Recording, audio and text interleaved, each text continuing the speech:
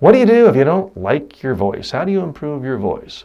What if you want to sound deeper and more professional, more authoritative? How do you have a lower voice?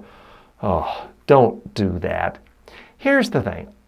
Everybody hates the sound of their own voice because we're used to hearing our voice distorted through the bones in our skull all day long. So when we hear our voice through a speaker, it's much less distorted than normal. It's not our self-image of our voice.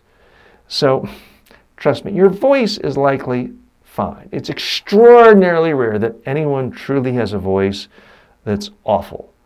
What's far more important is, what do you use your voice to say? Say something interesting.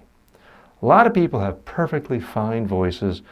They never say anything interesting. My advice, practice on video. Really listen to your voice and to your message hundreds of times before you ever start thinking about how to improve your voice, or a voice coach or an accent coach or any of that stuff.